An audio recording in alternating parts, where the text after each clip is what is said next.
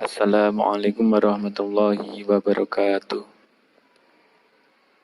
A'udzu billahi minasyaitonir rajim. Bismillahirrahmanirrahim. Alhamdulillahirabbil alamin. Wa bihi nasta'inu ala umuri dunya waddin. Assalatu wassalamu ala asrofil anbiya'i wal mursalin sayyidina wa maulana Muhammadin sallallahu alaihi wasallam wa ala alihi wa ashabihi ajma'in. Rabbi syarah li sadri wa yassir li amri wahlul 'uqdatam min lisani yafqahu qawli. Amma ba'd. Pada kesempatan hari ini kita akan membahas tentang keutamaan bulan Ramadan. Allah Subhanahu wa taala berfirman dalam surat Al-Baqarah ayat 185. A'udzu billahi minasyaitonir rajim. Bismillahirrahmanirrahim. Syahrul Ramadhanal ladzi unzila fihil Qur'anu hudal linnasi wa bayyinatin minal huda wal furqan. Artinya, hari-hari itu adalah bulan Ramadan, bulan yang di dalamnya telah diturunkan Al-Quran sebagai petunjuk bagi manusia dan penjelasan-penjelasan mengenai petunjuk dan pembeda antara kebenaran dan kebatilan. Diriwayatkan dari Abu Hurairah radhiyallahu an, dia berkata, Nabi Muhammad SAW telah bersabda, celakalah seorang laki-laki yang ketika aku disebut di sampingnya, lalu dia tidak mau membacakan sholawat untukku. Celakalah seorang laki-laki yang kedua bapak ibunya atau seorang dari mereka masih hidup di sampingnya, tetapi dia tidak mengerjakan amal untuk memenuhi hak-hak mereka yang menyebabkan dia dapat masuk surga. Dan celakalah seorang laki-laki yang menemukan bulan Ramadan, tetapi sampai Ramadan selesai, dia masih belum mendapat ampunan. Karena bulan Ramadan adalah bulan rahmat dan ampunan dari Allah Subhanahu wa taala. Jadi jika dia tidak diampuni dalam bulan itu, maka dia telah tertipu. Dikutip dari Zubdatul Wa'idin. Diriwayatkan pula dari Nabi Muhammad SAW, barang siapa yang membaca sholawat untukku di hari Jumat 100 kali, datanglah dia di hari kiamat dengan sebuah cahaya. Jika cahaya itu dibagi-bagikan kepada semua makhluk, tentu akan mencukupinya. Diriwayatkan dari sebuah hadis lagi dari Nabi Muhammad SAW, beliau bersabda, barang siapa yang bergembira dengan datangnya bulan Ramadan, maka Allah mengharamkan tubuhnya atas neraka. Diriwayatkan dari sebuah hadis lagi, Nabi Muhammad SAW bersabda yang artinya, apabila datang malam pertama bulan Ramadan, Allah Subhanahu wa taala berfirman, siapakah yang mencintaiku, maka aku akan mencintainya. Siapakah yang mencariku, maka aku akan mencarinya. Dan barang siapa yang memohon ampunan kepadaku, maka aku akan mengampuninya. Berkat kehormatan bulan Ramadan. Lalu Allah memerintahkan para malaikat-malaikat penulis yang mulia pada bulan Ramadan agar menulis untuk mereka segala kebaikan dan tidak menulis kejahatan. Dan Allah menghapus dosa-dosa mereka yang telah lampau.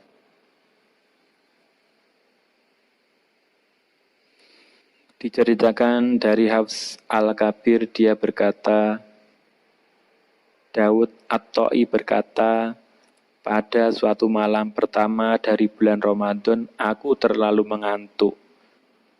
Aku bermimpi melihat surga, lalu seakan-akan aku ini duduk di tepi sebuah sungai dari intan dan mutiara. Tiba-tiba aku melihat bidadari-bidadari surga laksana matahari saja. Karena sinar wajahnya yang terang benderang, berkatalah aku, La ilaha illallah Muhammadur Rasulullah. Mereka serentak membaca La ilaha illallah Muhammadur Rasulullah. Kami adalah untuk orang-orang yang suka memuji Allah, berpuasa, ahli ruku, dan ahli sujud di bulan Ramadan. Karena itulah Nabi Muhammad SAW bersabda, Al-jannatu mushtaqatun ila arba'ati nafar. Talil Qur'ani wa hafidhil lisani wa mud'imil ji'ani wa so'imina fi syahri Ramadan.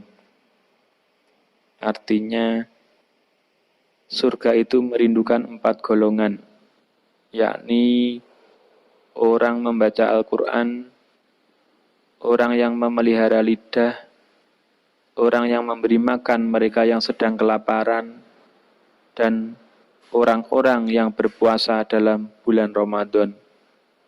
Dikutip Raunaqul Majalis. Dalam sebuah hadis disebutkan, apabila tanggal pertama bulan Ramadan telah muncul, berteriaklah arasy, kursi, para malaikat, dan makhluk yang lain. Mereka berkata, beruntung sekali umat Muhammad SAW karena kehormatan yang ada di sisi Allah untuk mereka. Matahari, bulan, bintang, burung-burung di udara, ikan dalam air, dan semua yang bernyawa di permukaan bumi, semua memohonkan ampun untuk mereka siang maupun malam, kecuali setan-setan laknatullah. Ketika pagi hari, Allah tiada membiarkan seorang pun dari mereka kecuali telah diampuni. Allah Subhanahu wa Ta'ala berfirman kepada para malaikat, jadikanlah sholat dan bacaan tasbihmu dalam bulan Ramadan untuk Muhammad dan untuk umat Muhammad Sallallahu Alaihi Wasallam. Ada sebuah hikayat diceritakan bahwa ada seorang laki-laki bernama si Fulan. Dia tidak pernah mengerjakan sholat, tetapi ketika bulan Ramadan tiba, dia berhias diri dengan pakaian bagus dan wangi-wangian, lalu mengerjakan sholat dan mengkodok sholat-sholat yang telah ditinggalkan. Ditanyakanlah kepadanya, mengapa engkau mengerjakan demikian? Dia menjawab, ini adalah bulan taubat, rahmat, dan barokah.